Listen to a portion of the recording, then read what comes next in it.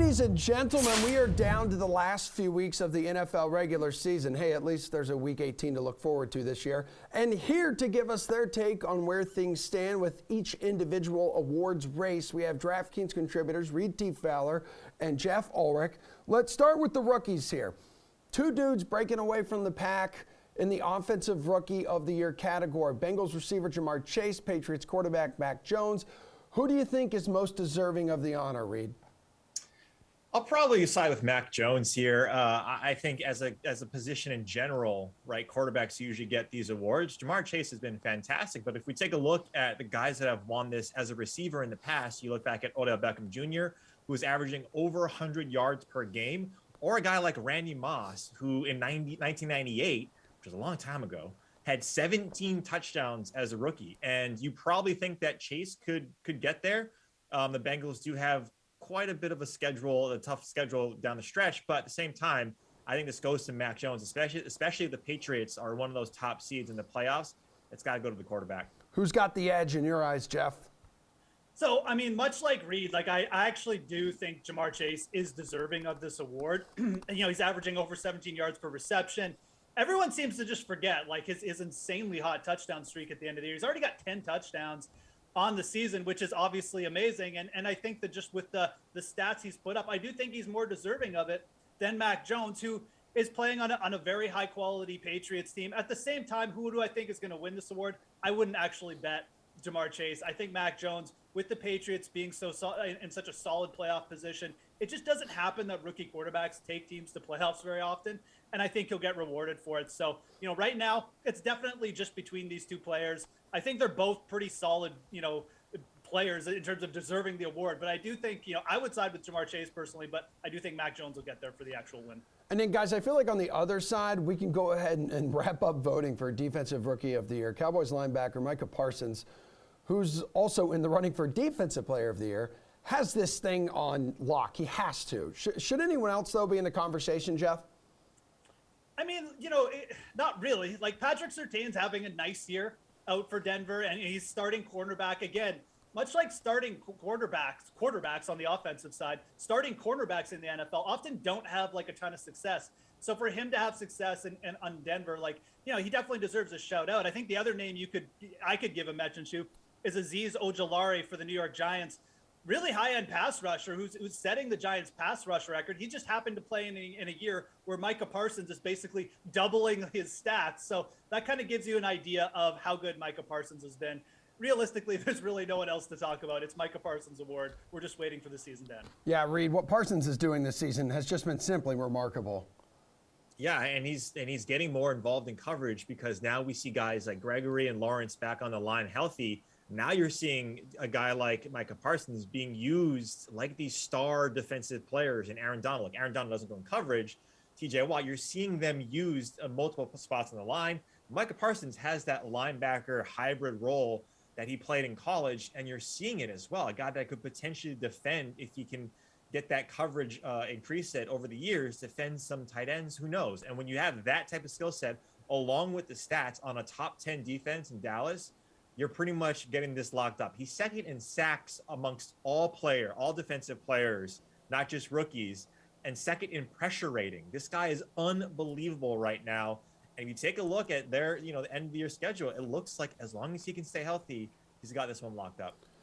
You'll find the closest battle, though, of any award race over in the Offensive Player of the Year department. So last year was running back Derrick Henry taking home the goods. He was running over everybody standing in his way. This year, Jonathan Taylor is making a run at it. So is Cooper Kupp out in L.A. Reid, which one are you siding with? I got to side with Jonathan Taylor. Cooper Kupp and what he's doing is fantastic. But with Cooper Kupp, right, you can arguably say that Matt Stafford deserves a look on why his success is there. It involves two players, he has to look to Cooper Kupp's way to get the touches and to get the targets and the receptions and touchdowns, not to take away from what he's doing, but on an offense that has an Odell Beckham, that has a Darrell Henderson or Sony Michel in the backfield, that has pass catchers like Van Jefferson and a really good quarterback. Even though Cooper Kupp's the best player on that team and arguably the best receiver that we have in the game right now, what Jonathan Taylor is doing is historic. This guy is close in the MVP race. You could argue from a from an actual definition of value to their team, Jonathan Taylor is that guy. He scored a touchdown in every game since week 4. And if you remove him from the situation, the Colts are nowhere near where they would be right now in success. Not to take away from what they're doing from a scheme, from a defensive side, but Jonathan Taylor deserves this award for what he's doing. It is unbelievable. His juke rate is unbelievable. His yards after contact is fantastic. And he's getting these huge, huge runs, and he's doing it on primetime television. So give me Jonathan Taylor. Geoff, both these guys are putting up the stat lines every week, but could a quarterback be awarded this honor? Oh. No, I don't think so. Just because, I mean, it's like an unwritten code. Like the quarterbacks don't get this award. You know, they save them for the MVP voting, where All right. they'll probably win again, even though maybe Jonathan Taylor should. But no, I mean, this is a really, it's a cool year for the Offensive Player of the Award. There's actually a few other players that we could even be talking about. I think if this was a normal year, we didn't have Cooper Kupp potentially setting the receiving record and Jonathan Taylor, you know, Reid throwing out all these fancy stats, just running roughshed over everybody. What about a guy like Deebo Samuel, who's averaging a rushing touchdown every 5 carries right now as a wide receiver? Ridiculous stuff from Deebo Samuel. He was actually second in the league in receiving yards through 10 weeks behind Cooper Kupp as well. And then you add his in his rushing stats. I think in a normal year, he might even walk away with this award. But now we have a guy in Cooper Kupp who is potentially going to hit 2,000 receiving yards for the first time ever in an NFL season. He has an outside chance to do that. And I think that's what this award is going to come down to. You know, Jonathan Taylor, great. I mean, he's had some monster games. Obviously, you know, the yards after contact, the yards per carry is really good. But if he slows down a little bit, Cooper Kupp is the one who has been consistent all season long. Again, I think that if he breaks the receiving yard record, Cooper Kupp will get there in terms of the award. And I would side with Cooper Kupp regardless of whether that record falls or not. I think you look at the work as a whole, you say Cooper Kupp, since the start of the year to the end, he's made Matthew Stafford a better quarterback. Matthew Stafford setting career highs. I think a lot of that has to do with Cooper Kupp personally. That's where I would go, but this is a very, very close award. And realistically, both these guys deserve it. Yeah, let's go to Comeback Player of the Year. Always goes to a guy with a great story. Dak Prescott might be that guy this season, missing most of 2020 after suffering a gruesome, gross, fractured ankle. He's back and has Dallas atop the NFC East. Is the Cowboys quarterback your choice here, Geoff? I mean, it wouldn't be my choice. My choice would be Joe Burrow.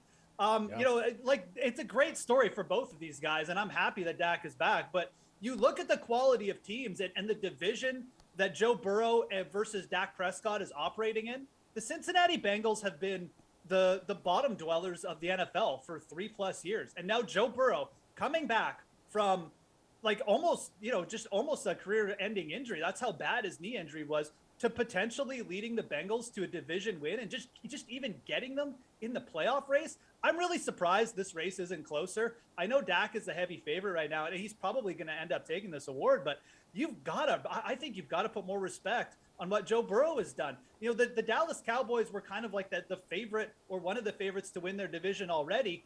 Dak being healthy, he's kind of rode like guys like Micah Parsons in an improved defense.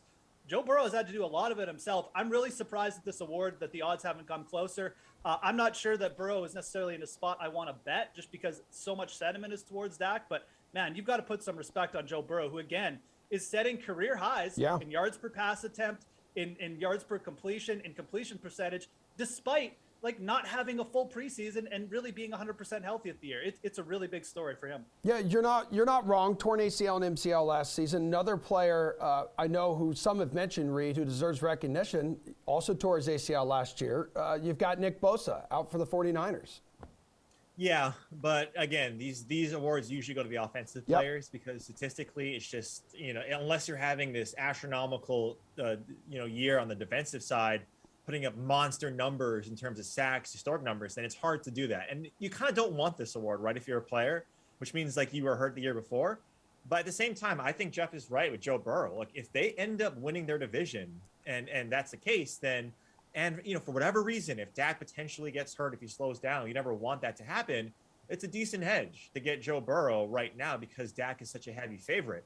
At the same time, and you look, Joe Burrow from a statistical standpoint is better than Dak in a lot of these areas, like Geoff was mentioning. But having said that, Dallas, when they're playing this swell right now, if they can be one of the top teams come playoff time, it's got to go to Dak, right? Because of what he's doing and what he's doing with this team.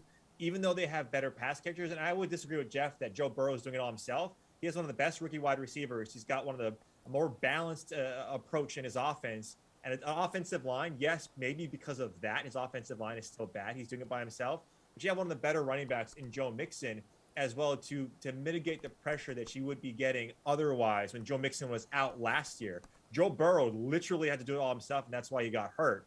I would still side with Dak in this one because of what he's doing. But, yeah, Joe Burrow is definitely deserving of more in this than he is currently right now. Well, as for league MVP, too, it's been 8 straight years of quarterbacks winning this award. It was Aaron Rodgers last season. Who's going to be this time around, Reid? Who can break that firm grip that quarterbacks have on this award? I mean, if it's anybody, it's got to be a Adrian Peterson-like player, right? Which is Jonathan Taylor currently right now. And that's the last time we really saw a player break the mold of quarterback. But I still think this is a quarterback award. And I still think it goes to one of these old guys in Aaron Rodgers and Tom Brady, right? And if you take a look, if guys can stay healthy on that Buck side, then you have to give it to Brady and what he's doing currently right now from a statistical standpoint, what he's doing with this team getting into the playoffs, if they go in for another playoff run, and this award is usually given before that, right? Then it has to go to Brady. Having said that, Aaron Rodgers and what they're doing on the Green Bay side, when all was for naught earlier in the season that we didn't know if Aaron Rodgers is going to be here at Green Bay, and what he's doing and what Matt LaFleur is doing with this team, with this offense is fantastic. They have a balanced approach on the offensive side, but I'll probably side with Brady for what he's doing. Hey, Geoff, Rodgers won the 2020 MVP due to a strong month of December. Can someone really lock it up this month? Yeah, I do. And I Jonathan Taylor is definitely in the mix. The problem with him is it feels like one slow game for Jonathan Taylor, and his odds are they're going to double. Like he's going to go back to being like the 6th favorite. I just don't think he's going to get there. I do think this award is more wide open than people realize, though. I know Rodgers and Brady are kind of the heavier favorites, but I think Matthew Stafford is very, very live for this award. Now, he's got an end-of-the-year schedule that's potentially a little bit favorable, and the Rams are back in the hunt for the division lead now. Arizona crumbling a little bit. They've had some trouble. And this year really reminds me of the year that Matt Ryan won the MVP award. He set a lot of career highs in things like completion percentage, touchdown rate. Matthew Stafford is about to do the same thing. You look at Matthew Stafford's stats this year. He's setting career highs in touchdown rate. He's setting career highs in QBR rating as well. His completion percentage is one of the best of his career. I think that will get rewarded at the end of the year, especially if the Rams come out and win that division. I think this is a year where there's no clear-cut guy we can just say, oh, yeah, it's his award. Yes, Rodgers and Brady are up there, but you got to think sentimental as well. The voters will not mind giving Matthew Stafford his first MVP award, especially if he does it on a new team with a division win. I think Matthew Stafford could backdoor this thing. I think he's very live right now to win this award. Dudes, we'll get you out of here with this, and I know it's early. I know there's still a lot that needs to play out, but whatever. Give me 2 teams you think will be clashing in the Super Bowl this year, and which one will be hoisting the Lombardi Trophy, Geoff? I'm going to stick with my preseason pick. My preseason pick was the Tennessee Titans against the Green Bay Packers. And, we'll start with the Packers side of the ball. I mean, look, the Packers, obviously, I think they get Jaire Alexander back. They got one of the best secondaries in the league right now. They have the tools to shut down teams like the Rams and the Buccaneers. And the Buccaneers now dealing with a myriad of injuries. I think the Packers have a very good path there. And then on the flip side, you can laugh all you want about the Tennessee Titans. The AFC is absolutely wide open this year. Derrick Henry is due to be back for the playoffs. Tennessee Titans defense has really stiffened up. I'll stick with my pick just because, I'm not like Reid. I'm not a coward, and I won't change my picks here. I'm going to stick with my preseason prediction of the Tennessee Titans taking on the Green Bay Packers, and the Packers will take home the Lombardi Trophy. Reid, are you sticking with your preseason prediction here, or are you being a coward? And it's going to be hard for Geoff to realize this because he's 85 years old and he has no memory. But I am also sticking with my preseason pick of the Los Angeles Rams. With Matt Stafford, if he wins MVP like Geoff is touting, then the Rams arguably are a team that should be considered, right? He's talking about Green Bay winning, but Aaron Rodgers not winning the MVP. I get it. Those 2 things don't have to come together, but I do like the Rams on the NFC side. When you talk about a balanced approach, not just on the offense with Cooper Kupp, with a run game. A healthy Sony Michel, I can't believe I'm saying this, but a healthy Sony Michel is probably better for a playoff run than a 75 to 95% Darrell Henderson, with how that team wants to play. The play action, such a huge factor in that. And that defense is so strong for the Rams. Von Miller, if he can get healthy, right? Jalen Ramsey playing that star receiver or that star defensive player on that side. And we know what Aaron Donald can do. And on the AFC side, I'm going with Geoff, though. I'm going a little bit off the board here. I'm liking the Colts. Wow. Indianapolis Colts right now on the AFC side, like Geoff just alluded to, it's wide open.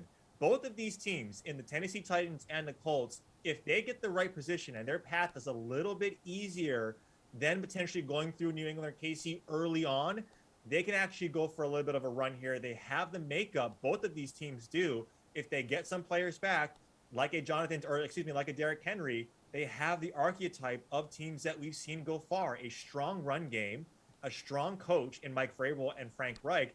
They can make runs in the playoffs. So I do like the Colts. I got them pretty early on in terms of a Super Bowl ticket as well. So there's probably a little bit of that involved as well. But I think this is wide open on the AFC side. So give me the Colts and the Rams, and then the Rams taking it all. Dude, I love you two going to the AFC South, the division of the working man. That is America's division. I love it. Way to have faith. I just wish Pierce was here so he could take the Lions. That's what I wish. Hey, listen, there are 500 teams, basically. Reid, Fowler, Geoff, Ulrich, that's how you do what you just did. Appreciate it.